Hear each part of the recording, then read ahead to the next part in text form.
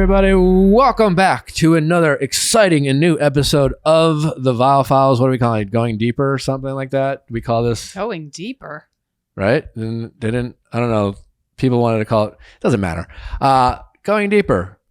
Sure. It's our Wednesday show. Yeah. We have a fantastic episode back with our mediation call. Our guest is Alexandra Hunt. If you don't know her, she is a woman running for Congress. Now, we don't talk about politics on the show, but Alexandra's story is, I think, fascinating and informative. She is someone who is a former stripper. She is using that as part of her platform. She is running her campaign, acknowledging that she used to be a stripper. And so we have a conversation about that. One, like her choices in doing so, why she decided to do that. And then we get into a very thoughtful discussion about sex workers, the ignorance around that topic, the hypocrisy around that topic. And I thought it was a really interesting discussion.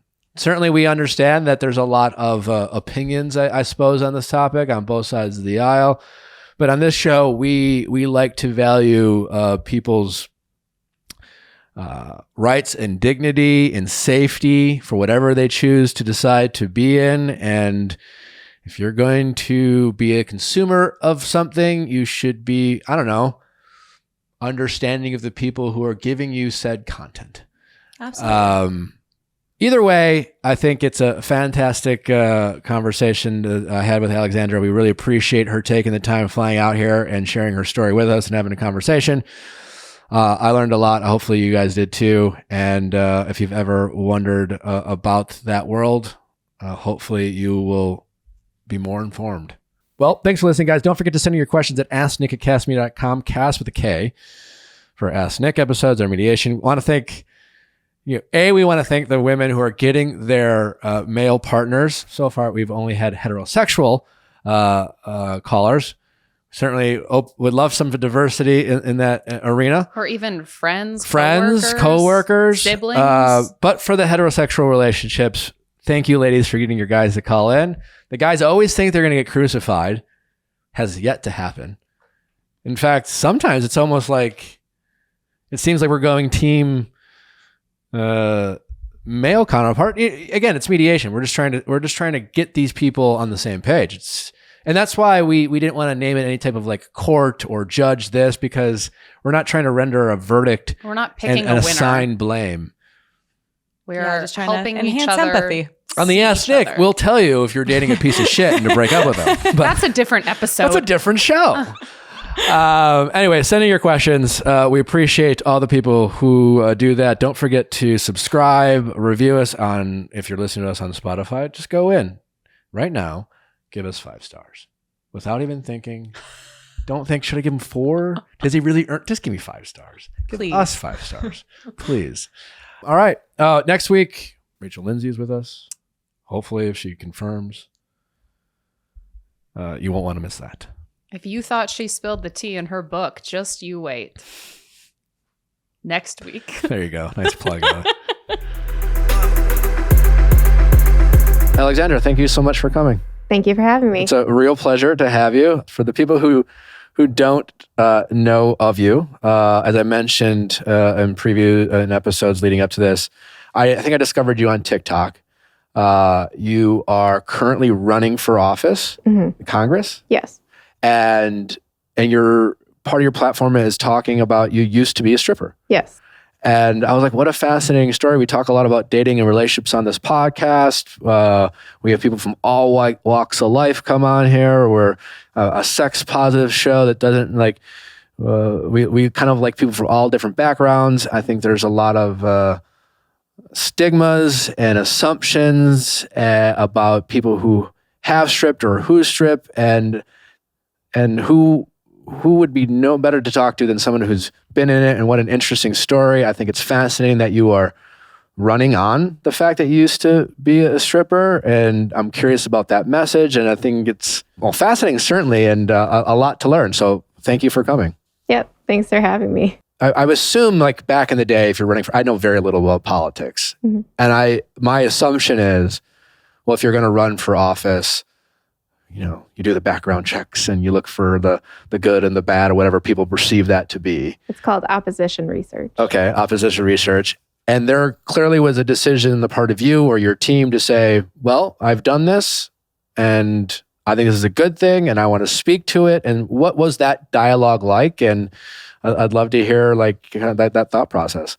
The decision to be upfront about my past working history was twofold. And it was one, that I was nervous that somebody could see my name or hear that I was running for office and just come out of the woodwork and be like, that actually looks like a stripper I used to know. And then all of a sudden just have it come in from the left field and have it pull apart our campaign. The other part of that decision was that I was in community with different sex workers, and I was discussing planning on running for office and planning to launch. And they said to me, don't leave us behind if you're going to do this. And so I think that to fall silent on a community that is so marginalized is harmful. Mm-hmm. And so I chose to kind of, I'll fight back against the stigma and the shame that is associated with this part of my past, and I'll lead with it so that I can advocate for a community that I'm a part of. Well, that's great. And how has the initial response been? I mean, what was that like when you're like, hey, by the way, I used to be a stripper? I was terrified. Yeah. I was so scared. I was scared that I was going to lose my job. I was scared that I was going to lose friends and family. And I just didn't know what, I was scared that I was going to like push my campaign totally off course. And I was pushed out of a job. I was coaching soccer at the time. I had two jobs. I was coaching soccer and I was working in cancer research. And the parents were concerned about the influence that I would have over their daughters. And so I got pushed out of that job by the club. And that was really hurtful because I am very devoted to my teams and I love coaching soccer. I did have friends who could no longer look me in the eye and did not support that part of my past. There is stigma. We get ugly comments all the time. But then there's also a growing movement of people who are like, that's actually part of my past too. And I've been scared to admit it because I've been scared of the consequences. But the fact that you're leading with it, you're blazing a trail, and I'm prepared to support you so that when I want to be vocal about my past, I'll have the support there. So it's been a mixed review. Yeah. Well, I'm sorry you've gone through any of the negative stuff, but I imagine that the support must feel really empowering. And did you feel a sense of relief when it came out? And then to have people come forward and share their stories, you must have made a lot of women feel a little safer, maybe, or like at least not alone. That's the feedback that I've gotten, is that I've been given a lot of trust for people to share their personal stories that they try to hide from corporate America because they're afraid of being pushed out of their job. That's pretty much the biggest fear. Relief, I don't know. It feels like a lot of responsibility, and to make sure that I'm not glorifying sex work because people love to talk about sex. It's in our nature. But at the same time, there's complications to having that job and there's dangers to having that job. And so I want to try to keep the truth there while also standing strong and just saying this is part of my past and this is part of who I am, and that's it. Yeah. I can assume what some of those dangers might be, but could you share with us kind of like a little bit more insight into sex workers and what they have to deal with, things that are maybe overlooked or taken for granted in terms of the experience that people in your shoes have to go through? It's different for full service sex workers versus dancers or strippers or people in the porn industry. It's different for each area. For full service sex workers, they're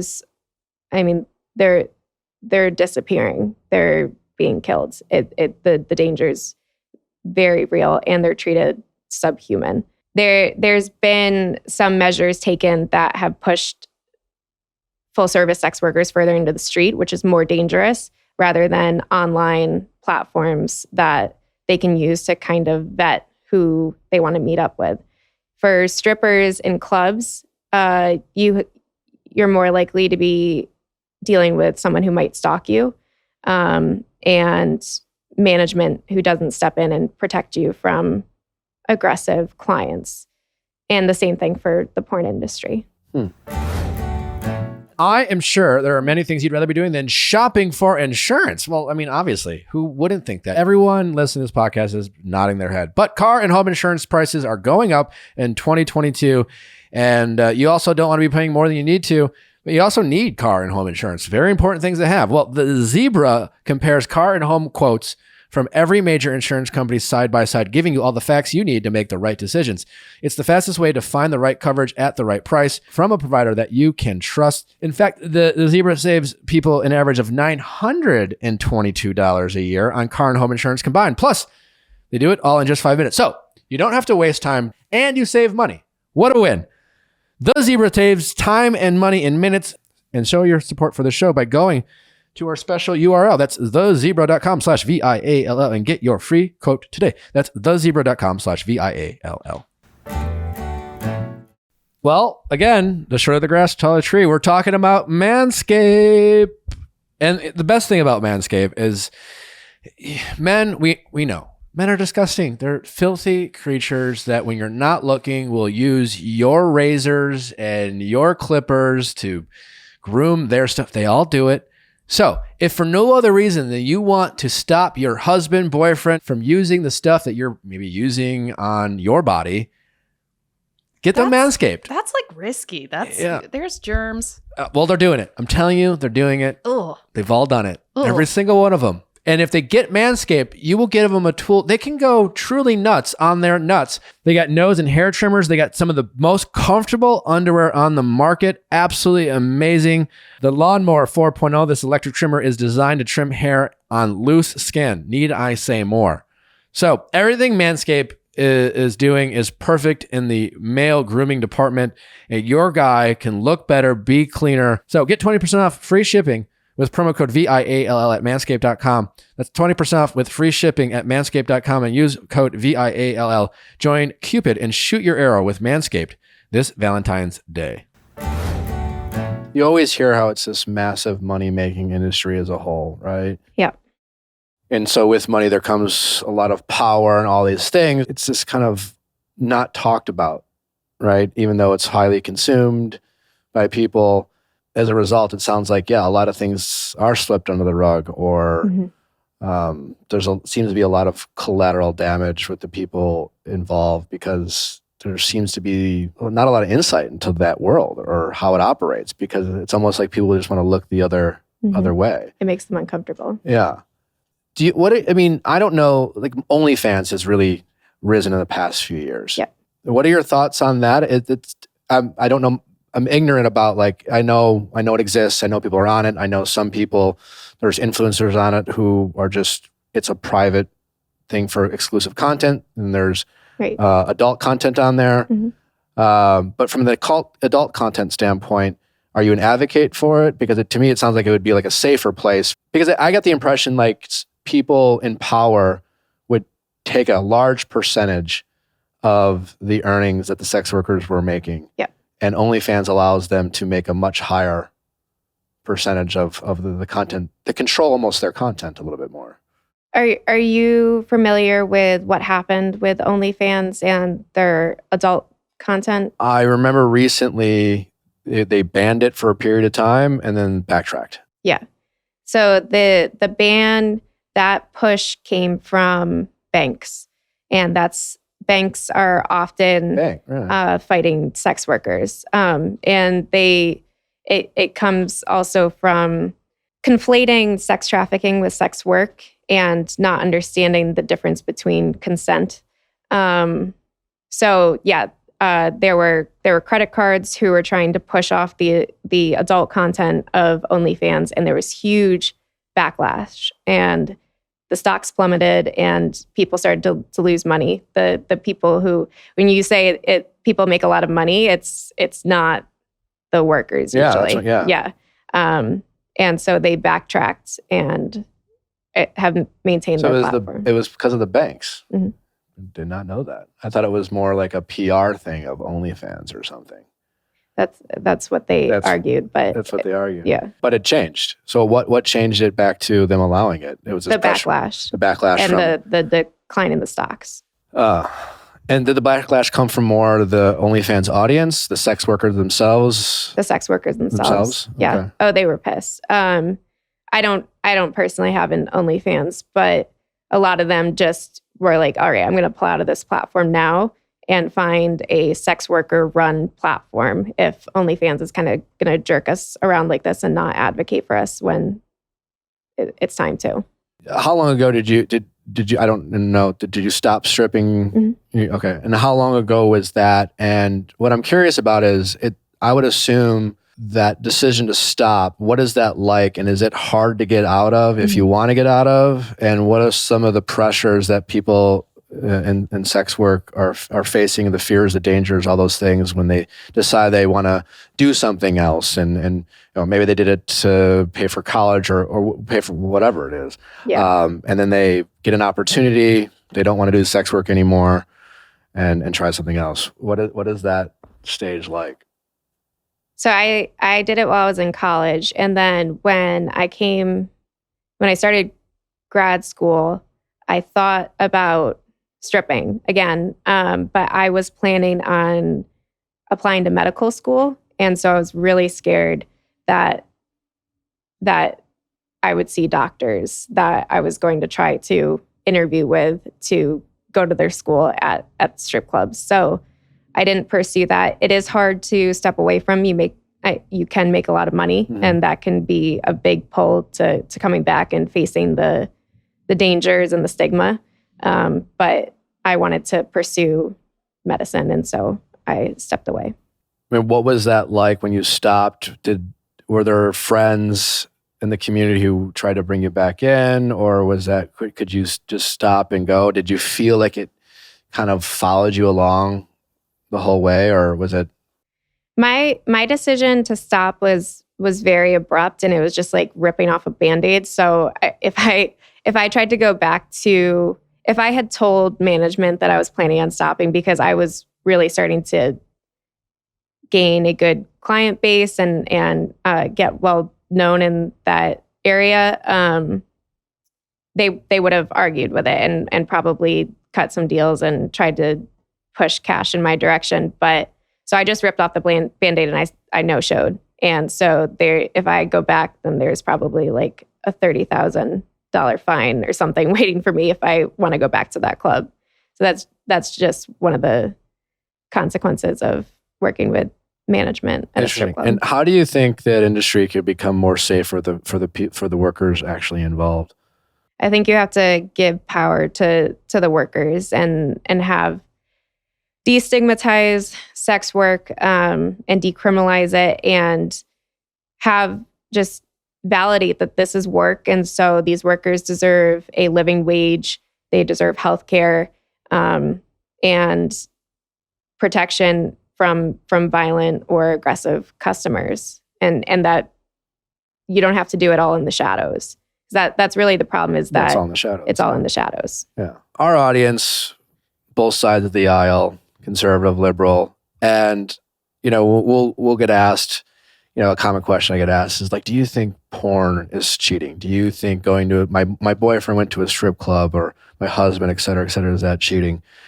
Have you ever had to deal with a spouse or a girlfriend or whatever? What do you say to those people who feel wronged by sex workers or things like that? Or do you have a thought on that? Or is that something that you've had to deal with? I'm assuming on some level, what is that like? Because I can only imagine a listener being, but what about that time where my boyfriend did this? And if he didn't go to a strip club, we'd still be, whatever the fuck.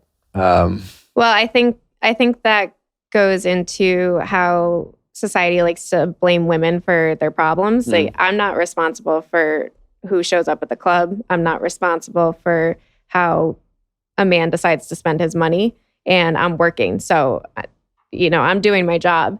You're just showing up, doing your thing, whoever shows up through the door. Right. Yeah. So if there is a spouse at home who that's not part of their relationship and their agreement that he can go to strip clubs, like that's not my business. Yeah. That's their relationship. So blame him. Makes a lot of sense. How many times when you were stripping did you recognize people in your community? Well, I was in college. So one time I saw frat boys from my college there, and I had to beg the DJ to not call my name to stage and to let me hide in the dressing room so that I wouldn't come face to face with people that I knew. Oh, sounds, I feel bad. And I'm assuming that your fear of bullying or harassment or... I was afraid of being kicked out of school. Yeah. When I launched this campaign, some of the first people who reached out were my former professors, and they were like, why didn't you tell us? We would have made sure that you were okay. And I was just scared. What did you feel like when they said that to you? Who? You, the people who said, I wish I would have known. Did you feel like, oh, I wish I could have told you? Like, I guess I'm thinking... It moved me to tears. Yeah, I'm thinking like, God, it's nice that you heard that, but boy, if we could break down these stigma, because to your point, like, listen, people are watching porn, they're going to strip clubs. I mean, every bachelor party, or whatever, and it's one of the largest industries out there. I don't care what you believe in or who you vote for or how devout you are. People are watching porn and they're just not talking about it or lying and hiding it. And all these things are happening. And yet we seem to be taking it out most on the people involved as if they didn't create the content, then it wouldn't be consumed. People will always find a way. And just like anything else, if people are going to consume it, you'd rather do it in a safer place, in a safer arena, rather than put it underground where bad things can happen and people can be in danger. And then you could have told someone and had a support system, but out of fear, you didn't. And Right. It's sad. Yeah, I'm okay. No, I mean, it's just like, I know you're okay, but for all the other people, maybe who aren't feeling that or who are currently in a position that you were in. And that's why it was important that I be vocal about my past. Yeah. Have you become passionate about fighting for the rights of sex workers to continue to have them get the protection they deserve, all while people consume it? Yes, absolutely. One of my biggest passions is fighting for criminal justice reform, and sex workers are currently often considered criminals. So that is something that, regardless of what happens with this race, I'll be involved with. From Wondery, Even the Rich pulls back the curtains on the lives of the rich and famous and takes a peek at the wild world of celebrity. In an all-new season, they look at the strange and terrifying case of the kidnapping of Patty Hearst. One night, 19-year-old college student Patty Hearst happened to be the heir of the Hearst newspaper fortune, was abducted from her apartment. She was kept in a closet for weeks while her captors demanded millions from the Hearst family. In a shocking twist, Patty stunned the world when she walked into a San Francisco bank with a machine gun and robbed it with her captors. She was no longer Patty. Her nominee was Tanya. She would be a fugitive for a year before being arrested. When this cult-like band of criminals kidnapped Patty, she was had to survive in any way she could, doing things she never thought she would. Was she brainwashed? Was she a victim of Stockholm Syndrome? Well, you can find out on this episode of Even the Rich. Very fascinating stuff. Layers, people. We like layers. So follow Even the Rich on Apple Podcasts, Amazon Music, Spotify, or you can listen ad-free by joining Wondery Plus in the Wondery app. What can people at home do if they want to support and if they want to... If you've touched the nerve of someone listening, how can people who are consuming porn of any kind or sex work, and they look in the mirror and say, "Fuck, hey, if I'm gonna do it, I can't be a hypocrite and judge the person performing. Right. How can I support the rights of the people who are giving me the content that I'm enjoying or watching?" and or fellow women who maybe they don't watch porn, but or they watch it with their partners. You know, a lot of couples do that. How can they participate and advocate for the rights of the people whose rights who've not been met? I mean, there's groups all over the country that they can give money to, that they can get involved with. I think it ties into for women, their economic independence and upward mobility. So making sure that we close the wage gap, and supporting activists and future politicians who are running on such platforms.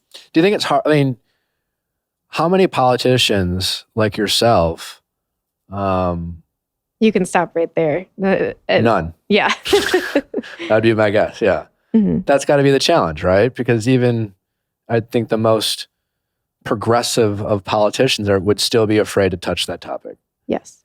So that's something that I have been really proud of with candidates who are running this cycle, is that because I'm running on such a sex worker positive platform, that they've been talking more about sex work and including it more in their platform, but they just don't face the same stigma that I get for having participated in it. Yeah. I feel like this is one of those things where hopefully it doesn't take that much time, but it's one of those things where, do you feel is almost like a trailblazer? You're a trailblazer in this. Yeah. When is the election? When are you? That's a great question. So today there's supposed to be a deadline in the state of Pennsylvania deciding what the redistricting is going to look like, but they're still fighting over it. So it's likely that my primary is going to be pushed back. But right now it's May 17th. Did you guys have any questions?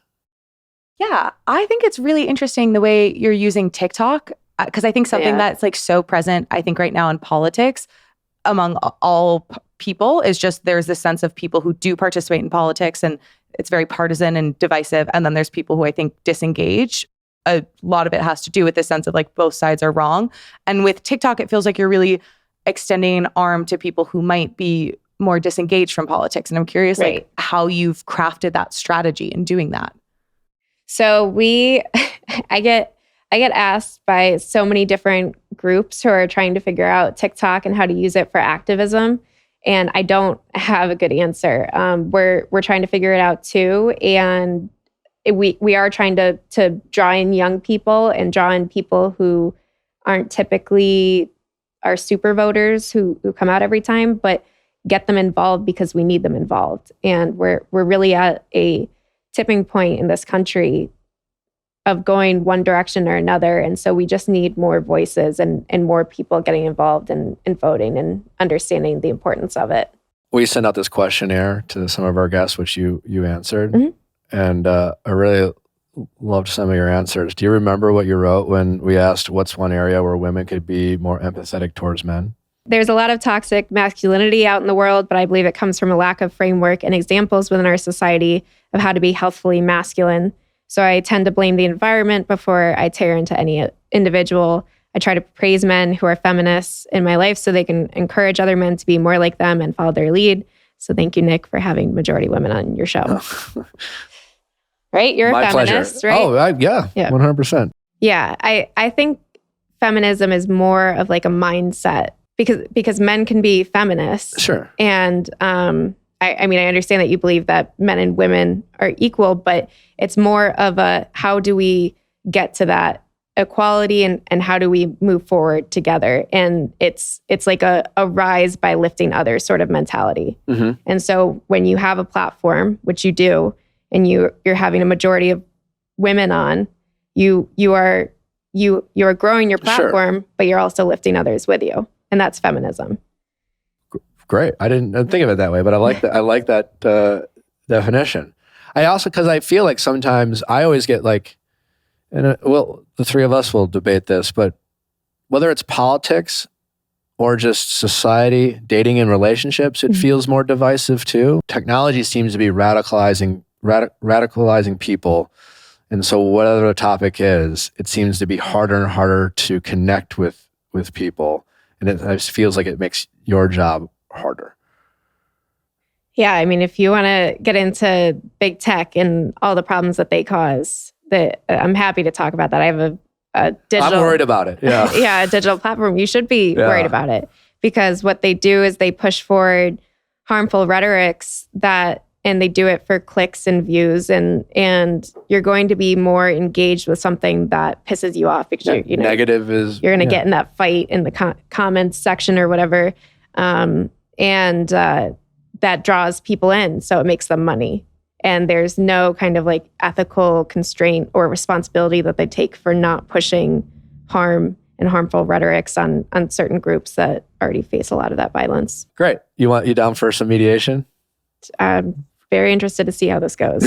It's fun. How's it going, guys? We're good. Doing well. All right. What are How your are names? I'm great. We're great. What are your names? I'm Rachel, I'm Corey, Hi, Corey. How old are you guys? 26. 29. 26, 29. You guys dating, married, living together? What's your relationship status? We are living together. We've been together for about 3.5 years consistently. We've been dating for 3.5 years. Okay. Who wants to start off? Tell the story. What's going on? Basically, the whole reason why I wanted to talk to you was because I thought you might have some good insight on whether my 4-year rule for our relationship is like reasonable, or if that's kind of like too much of an ultimatum. So basically, we dated when we were younger, when I first started college, and we were on and off for several years. So we've been best friends for about 7 or 8 years. So when I say what's the 4-year rule? Sorry. Yeah. So now that we're dating consistently now and everything's been like just great, we're living together, we have a cat together. My 4-year rule is if I don't have a ring and be proposed to by our 4-year mark, then I feel like, if you don't know by now, then what? on. You move on. Then yeah. Okay. And when did you make up the 4-year rule? When and where? Early on, right? Wasn't it right when we started dating?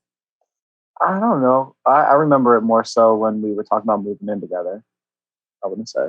Okay. You're like, hey, we're going on year 3. Hey. I think maybe that's when I've like reminded you a little bit more. Yeah.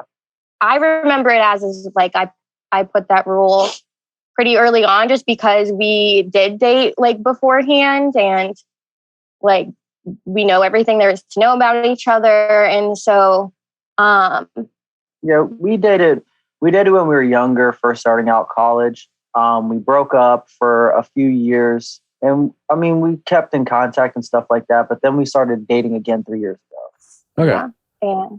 And we're coming up on year 4 of your 4-year. Yeah, in October. And how much are you guys fighting about this? Is this becoming more contentious, or are you feeling the pressure? Are you applying pressure? And like in all seriousness, are you going to break up with him if he doesn't propose to you? Yeah. So our 4 years is October, but our lease doesn't renew until like the April month. So we're going to renew our lease this April for another year, and come like next April in 2023, it's more like, all right, are we going to renew a lease or get another place together? And to me, that's kind of like a good conversation starting point of like, we shouldn't renew a lease together. Corey, what are your thoughts? What are you ready? Are you in a place where you want to propose, or what are your thoughts on marriage and engagement? So I think her ultimatum is actually reasonable. I don't think it's right for people to make people wait forever. I don't know. I've been through a lot of things in the past few years that I've just, it's the cliche. I've seen everybody that I know be divorced. You know what I'm saying? And I've seen a lot of people that I grew up that were aunts, uncles, just adults that were around. Now they're in their late 40s, early 50s. Their kids are out of high school, and now they're starting the dating world again. And I want to say, I know the percentage is like 52% of marriages end in divorce, but like, at least in my life, I see like at least 75 to 80. And I don't know, that just freaks me out.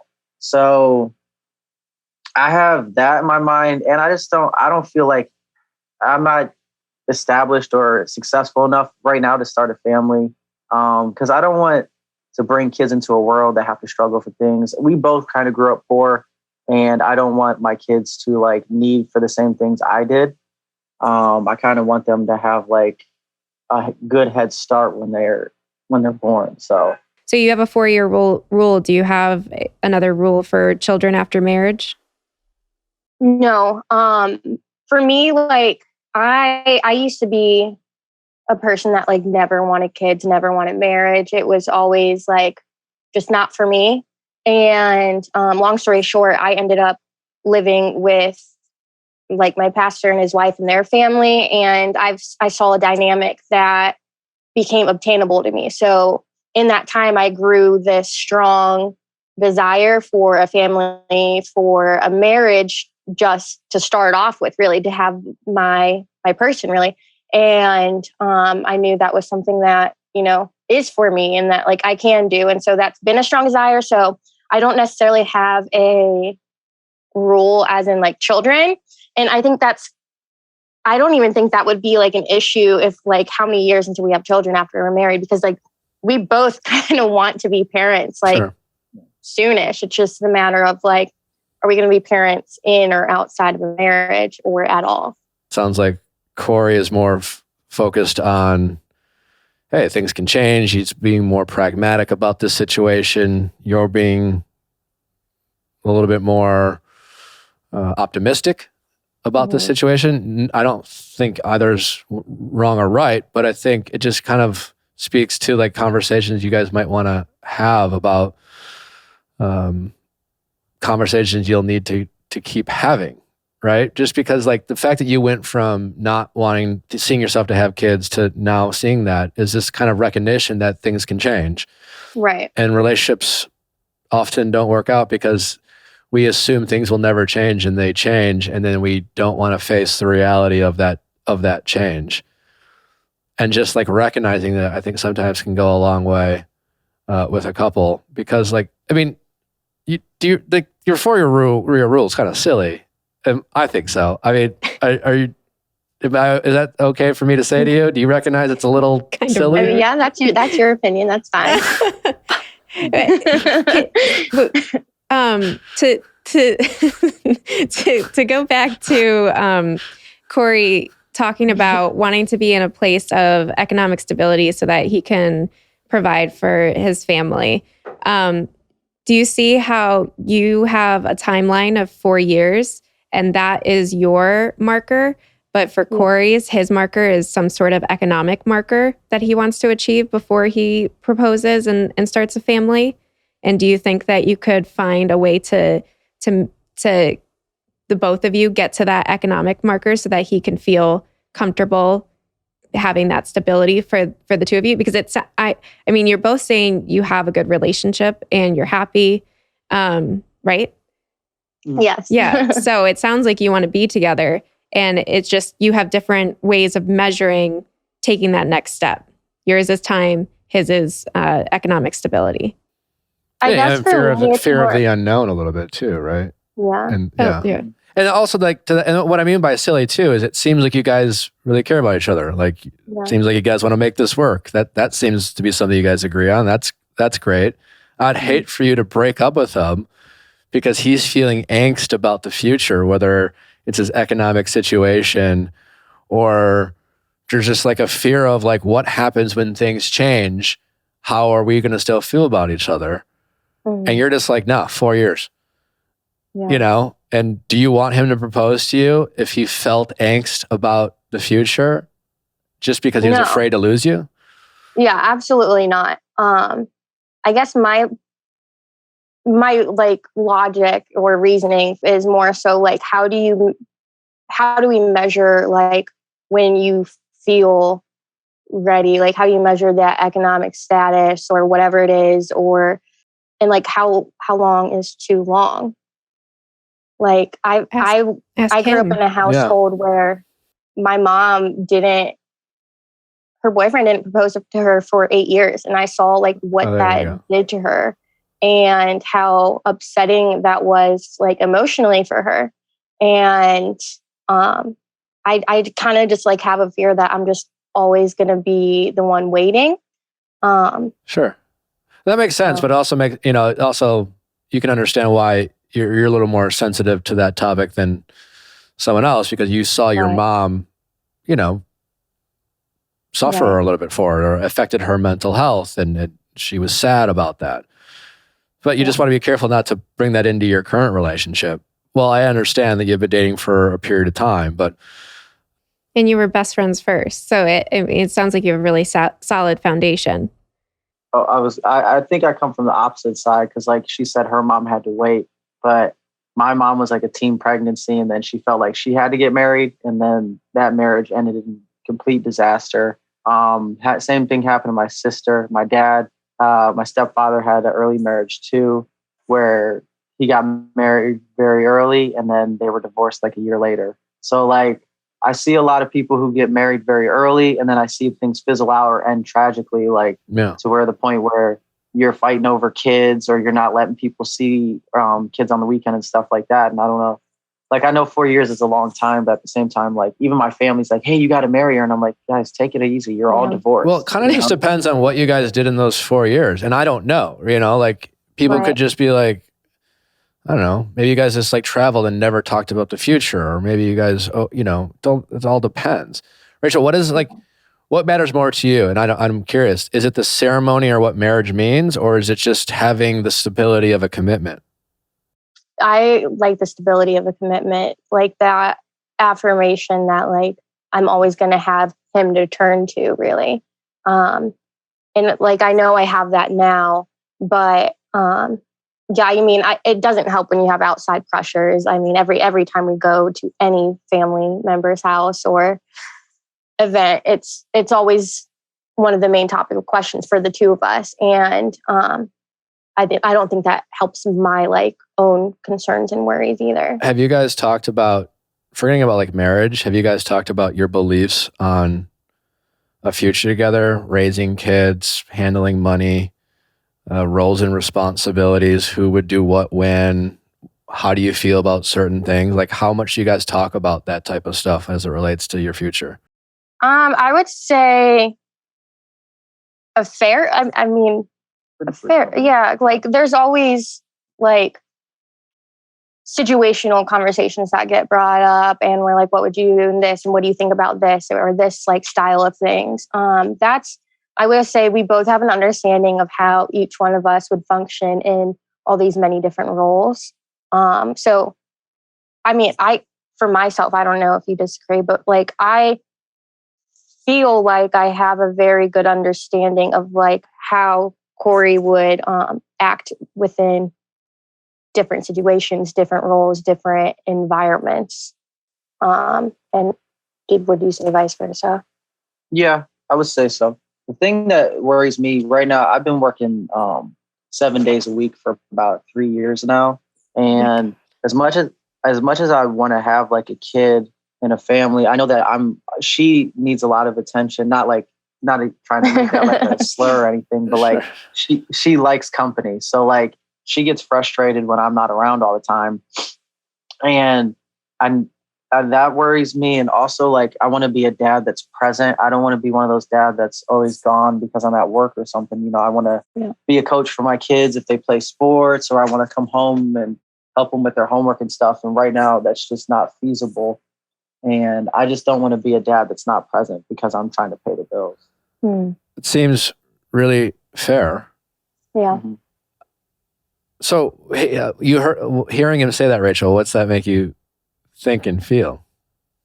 In agreement, really. It's always a constant of like, I understand where you're coming from, and it's tricky because this isn't really like a fighting manner like of a topic. It's mostly just like he understands where I'm coming from. I understand where he's coming from, but like, where is that like middle connect, and like, when is that? I mean, you're legitimately considering not re-upping your lease without a proposal.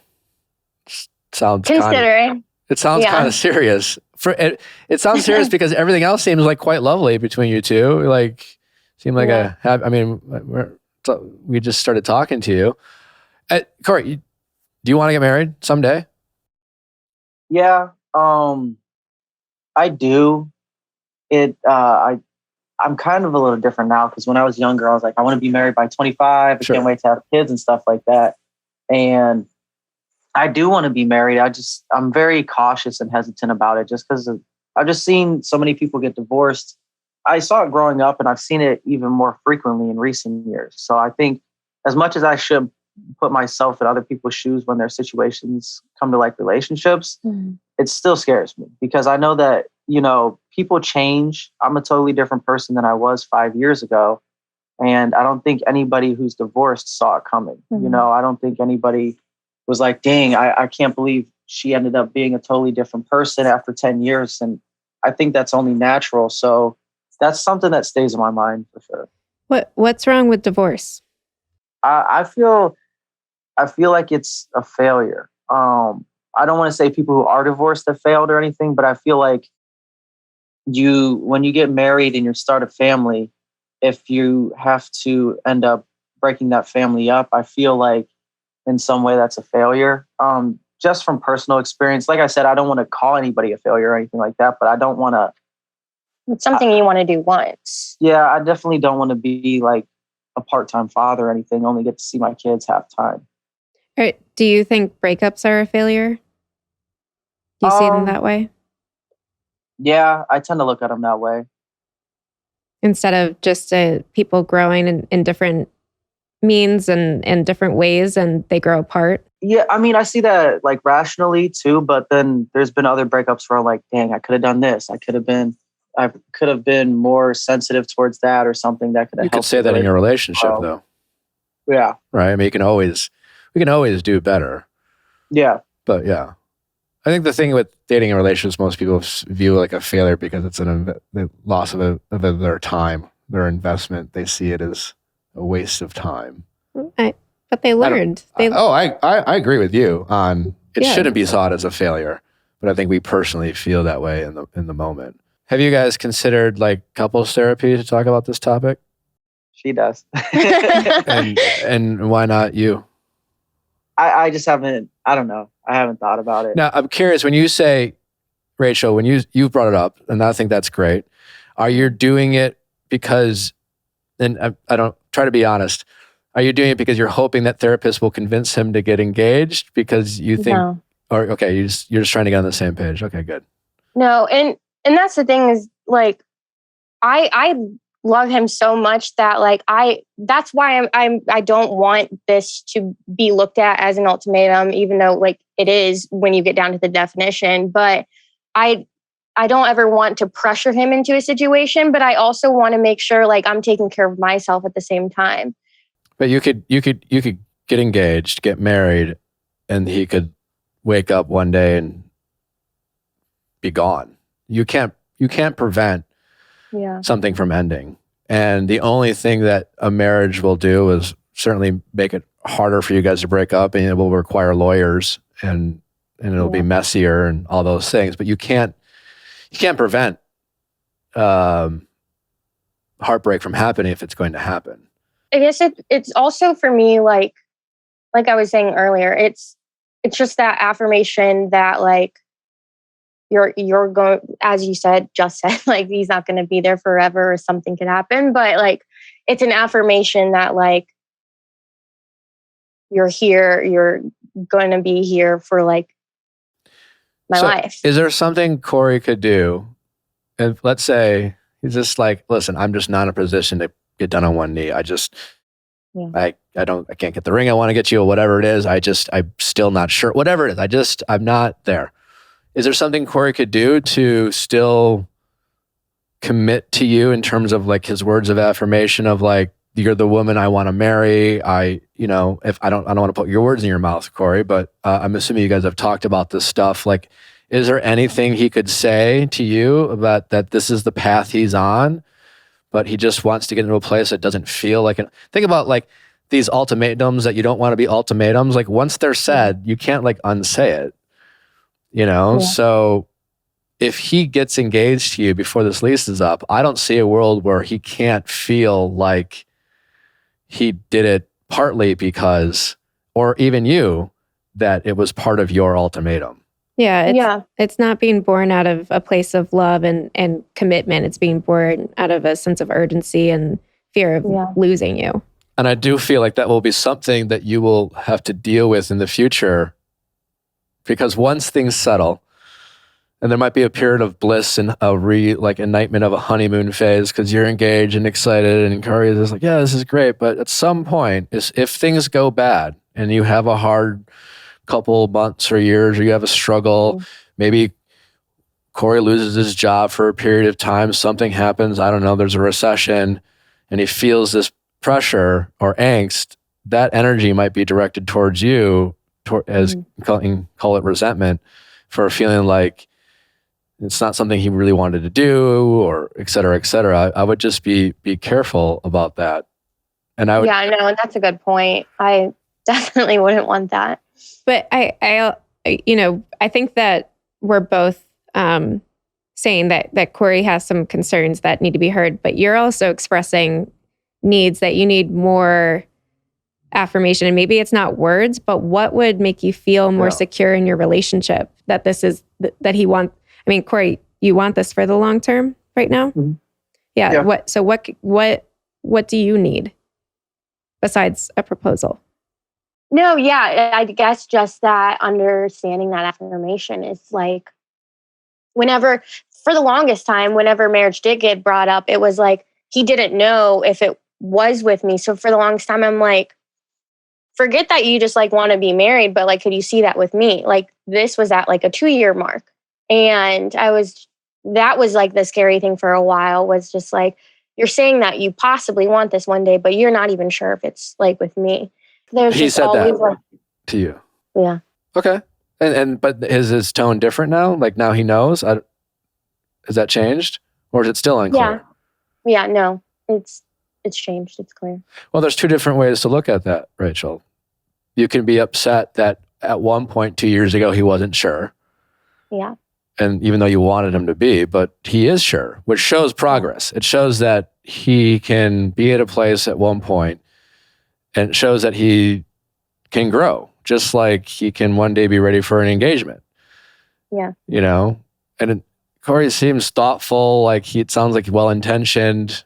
You both seem to have justifiable reasons why, part of your past or things you guys experienced are like triggering these feelings.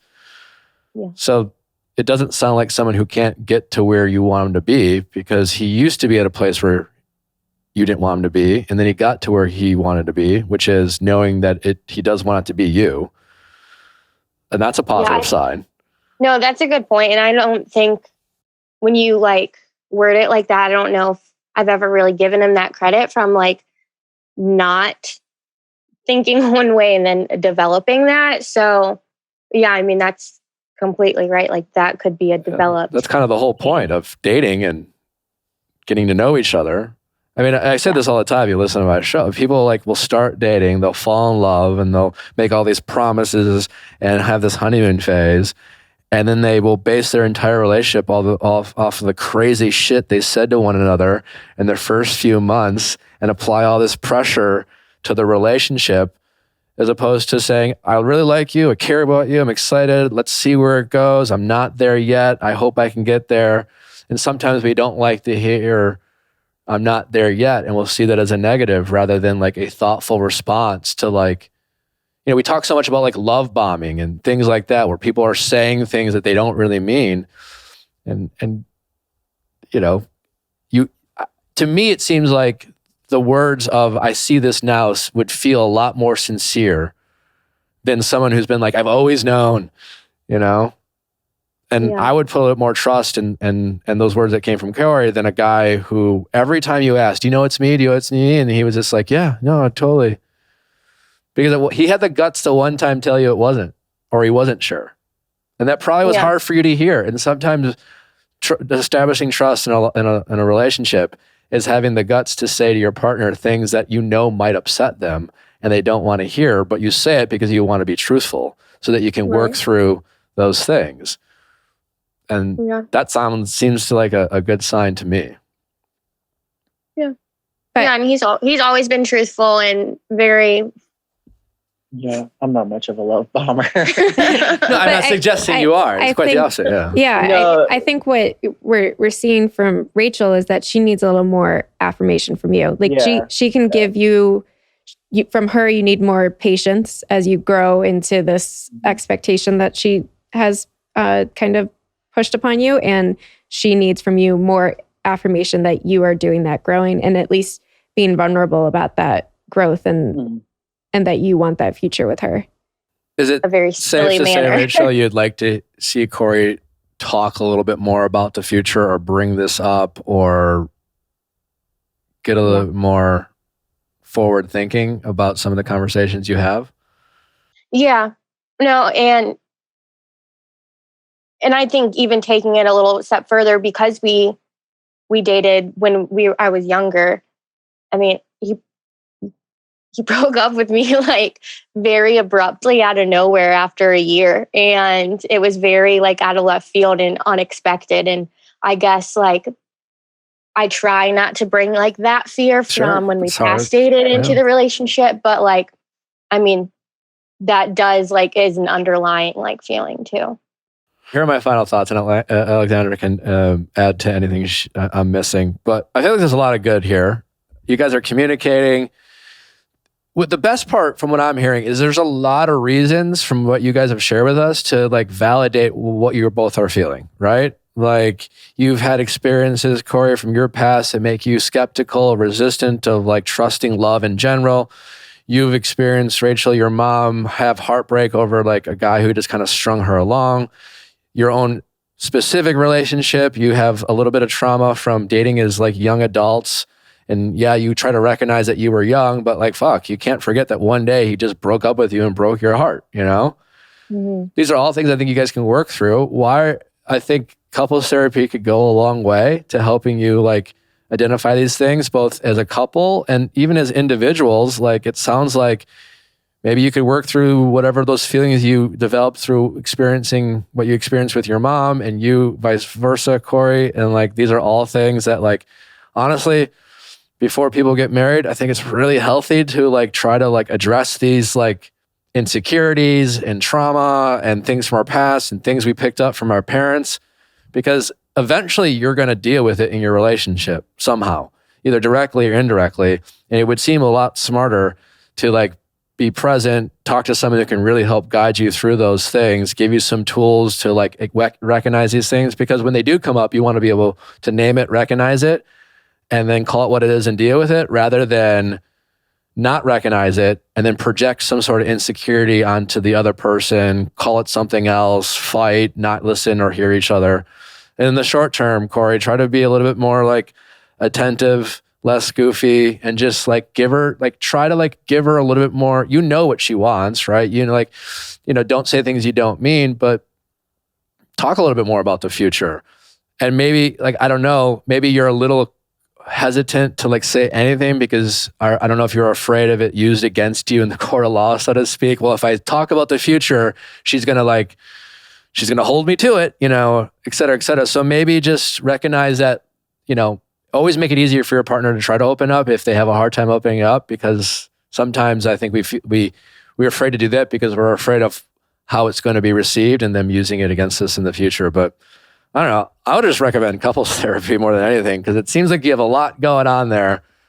A lot of things my therapist asked if I would ever bring him in, and getting him to sit here and talk to you today was like pulling tooth and nail. So, well, good for you for doing that, Corey.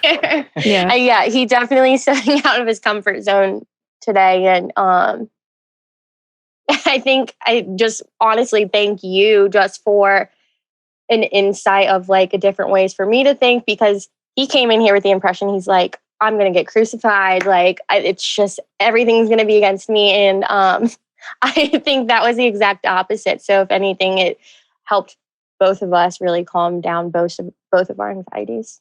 Well, we're glad to hear. But yeah, just try to the ultimatum. Not a huge fan. I don't know if that's going to do a lot of good. But you are valid to like want security if you're willing to invest more of your energy in this relationship. That's valid. So you just have to figure out productive ways of doing that. And then hopefully you guys will have a happy ending. Yeah. Thank you. All right. Well, best of luck. I appreciate it, guys.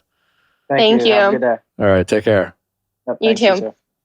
You're far more cynical than I realized. Yeah. But like you're a chronic dater, aren't you? That's what the internet says. Yeah, I'm definitely a cynic. Yeah. Yeah. I'm a healthy cynicism. I'm a pragmatic person. What's the quotes game or whatever? Okay. So this was inspired by on January 22nd, the U.S. Army Twitter tweeted a Lana Del Rey quote. It was appropriate, kind of on brand for the Army. It was, being brave means knowing that when you fail, you don't fail forever. And a lot of people thought this was very funny on the internet because of, people don't usually associate the U.S. military with Lana Del Rey. So this is just a little game where I have a list of quotes. These are from either a current, like modern day celebrity or a politician, trailblazer, thought leader throughout history. And so I'm going to give you the quote and I'm going to give you it's either or, and you guys are going to guess who said it. Oh boy. Okay. Okay. I won't know any of this. Okay. So first one, knock me down 9 times, but I get up 10. And was that Muhammad Ali or Cardi B? Muhammad Ali. Oh. 9 times 10. Yeah. Say it again. What's the quote? Knock me down 9 times, but I get up 10. I'm going to say Muhammad Ali, but It's Cardi B. Yeah. Is Muhammad Ali like knock me down 7 times, I stand up 8? Probably. Okay, so the next one. Calm mind brings inner strength and self-confidence. So that's very important for good health. Was this a quote by the Dalai Lama or Gwyneth Paltrow? Gwyneth Paltrow, just because Cardi B was the last one. No guess, Nick? I want to say Gwyneth Paltrow, but I'm going to say the Dalai Lama just for. It was in fact the Dalai Lama. Shoot. Okay. Are we playing against each other? It's collaborative, Sure. maybe. There's no awards won. Pride. Okay. Next one. Knowing how to be solitary is central to the art of loving. When we can be alone, we can be with others without using them as a means of escape. Was this Bell Hooks or Iggy Azalea? I'm going to go with Bell Hooks. Who was my other choice? Iggy Azalea. There's no way Iggy Azalea would say that. Okay, yeah, it was Bell Hooks. Nice job, guys. Random. I think you won. I got lucky. I think we all won. We all won. Alexandra, thanks so much for coming. Thank you for having It's been me. a pleasure. Where can people support your campaign, find you, follow you, get more involved with all the things that you're doing?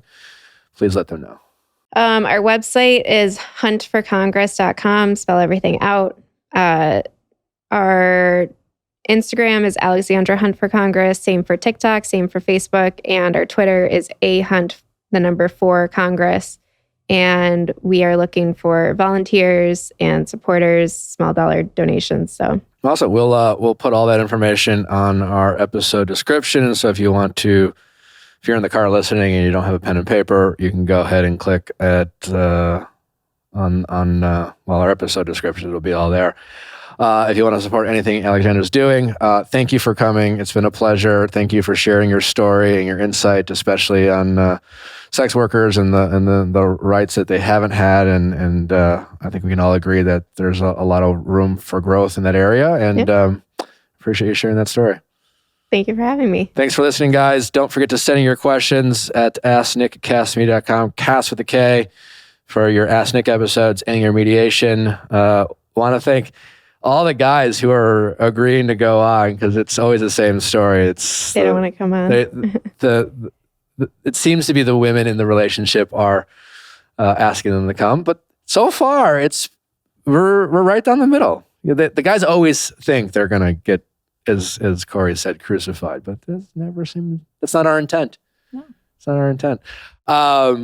So thanks for listening, guys. Thanks for sending those questions. We'll see you next time. And next week, Rachel Lindsay, my friend, will be back in studio talking about her book, her life, all the things that are going on. It'll be great. Rachel's always great. We'll see you then. Bye.